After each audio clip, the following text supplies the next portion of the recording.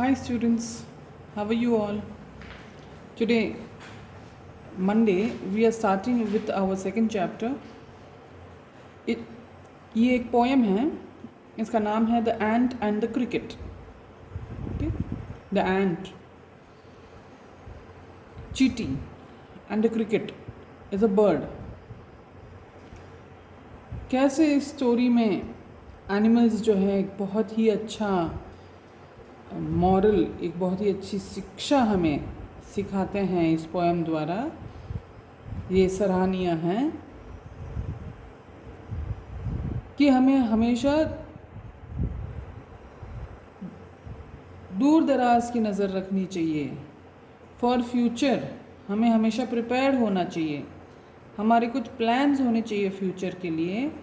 ऐसा नहीं होता है कि हम 12 जुलाई को जगे और 12 जुलाई की चाय पीने हम पहले बाहर जाएंगे और ऑफिस जाके काम करके कमाएंगे और फिर हमें उसकी पेमेंट मिलेगी और हम चाय पिएंगे. ऐसा नहीं होता ना बेटा.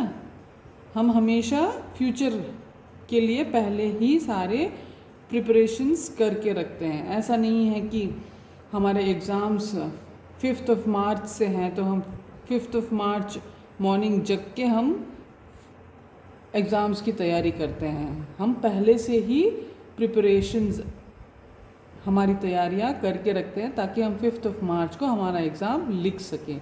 तो ऐसे ही एक शिक्षाप्रद गुड मॉरल गिविंग पोएट्री है ये, the ant and the cricket. आज हम इस पोएम की बिगनिंग करते हैं. A silly young cricket accustomed to sing. एक सिली सा, मूर्ख सा क्रिकेट, इंसेक्ट होता है क्रिकेट, जो उड़ता रहता है इधर उधर. उसकी आदत थी, हैबिचुअल था कि वो गुनगुनाता रहता है और इधर उधर घूमता रहता है. थ्रू द वार्म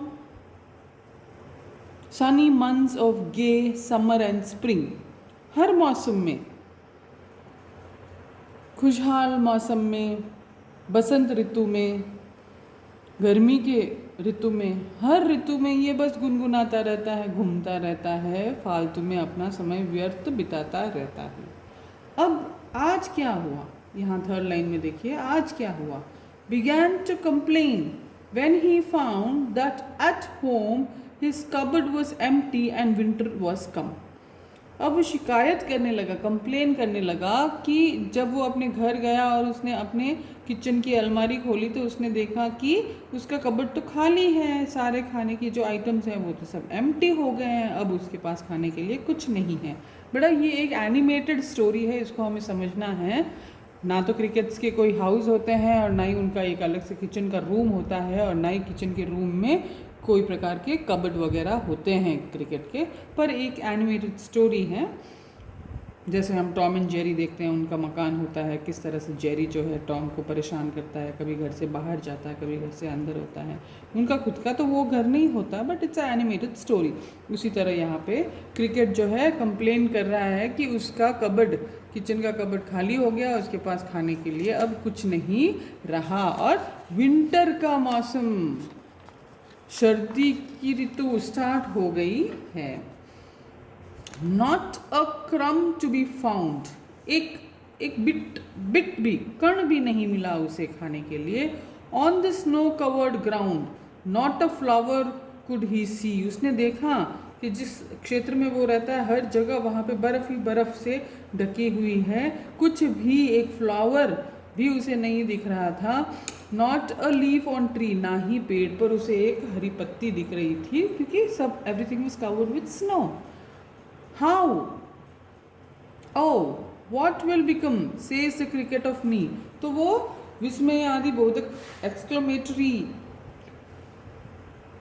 एक्सप्रेशन से कहता है, अरे अब मेरा क्या होगा, मैं कैसे अपना जीवन बिताऊंगा, मेरे पास तो खाने के लिए एक कण भी नहीं बचा.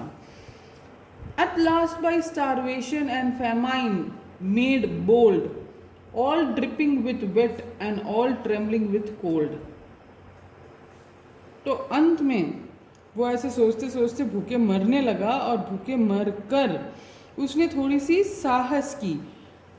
हिम्मत तो उसकी पूरी तरह से टूट गई थी क्योंकि सब कुछ उसने खाली खाली देखा था, तो घबरा गया था, पसीने से भीग भी गया था, पर उसने भूख के कारण थोड़ी सी हिम्मत की। हिम्मत करके to see if to keep him alive he would grant him shelter from rain and a mouthful of grain. तो वो सोचता है कि चलो मैं तलाशता हूँ इधर उधर और थोड़ी कोशिश, थोड़ा प्रयास, थोड़ा ट्राई आई विल मेक, ताकि कोई मुझे मिल जाए, ऐसा बंदा जो मिल जाए, मुझे एक कण दे दे और मैं सांस ले पाऊँ, जीवित रह पाऊँ और अपना जीवन व्यापन कर सकूँ। कोई ना कोई तो मुझे ऐसा बंदा मिल ही जाएगा। He wished only to borrow he'd repay it tomorrow. Means उसका ट्राई करने का यही मकसद था कि वो किसी से बोरो करे, किसी से उधार ले और फिर उनको ये प्रॉमिस करे कि मैं टुमारो रीपे कर दूंगा। मीन्स आगे आने वाले दिनों में जो भी तुम मुझे दे रहे हो वो मैं वापस तुम्हें लौटा दूंगा। If not he must die of starvation and सोरो।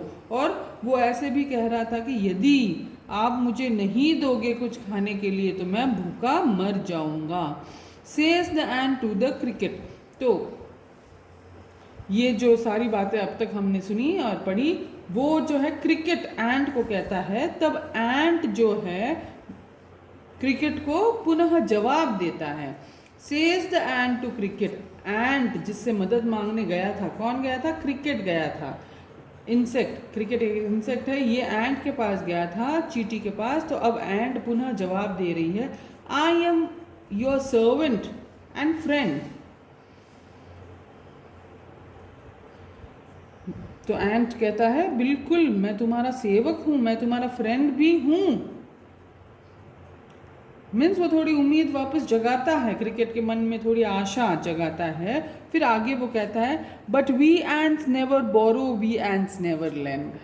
तो यहाँ पे फिर अच्छा मीठा सा प्यारा सा और एक रियल जवाब देती है एंट, चींटी देती है। वो कहती है कि मैं तुम्हारा सेवक हूँ, मैं तुम्हारा फ्रेंड हूँ, लेकिन ना तो हम चींटियाँ उधार देती हैं, ना ही हम चींटियाँ कभी किसी से उधार लेती हैं।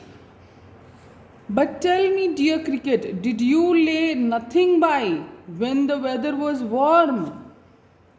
तब एंट जो है पूरी तरह से स्पष्ट रूप से इनकार करने के बाद कहती है कि एक बात तो बताओ, जब गर्मी का मौसम था, जब इट वॉज समर सीजन, आपने क्या कोई काम नहीं किया? क्या आपने स्टॉक नहीं एकत्रित किया था? Did you not collect any food for your self? क्या आपने कोई तरह की मेहनत की ही नहीं? ये सोच कि मैं विंटर में क्या करूँगा, मैं विंटर में क्या खाऊंगा, मैं विंटर में कैसे जीऊँगा, ऐसा सोच के क्या आपने कुछ भी बंदोबस्त, कुछ भी प्रिपरेशंस नहीं किए क्या? Coat the cricket. कोट यहाँ पे हिज सेड, कहा, क्रिकेट ने कहा, not I, my heart was so light. तो यहाँ पे क्रिकेट कहता है, इंसेक्ट कहता है कि नहीं, मैंने तो कुछ नहीं किया, मेरा तो इतना अच्छा खुशहाल समय चल रहा था, that I सैंग day and night, कि मैं दिन और रात बस गुनगुना रहा था, घूम रहा था, बिल्कुल केयर फ्री, बेपरवाह होके इंजॉय कर रहा था। मैंने कोई मेहनत नहीं की, मैंने कोई प्रिपरेशंस नहीं किए अपने फ्यूचर के लिए। For all nature looked gay, you sang sir, you say, go then says the ant and dance the winter away.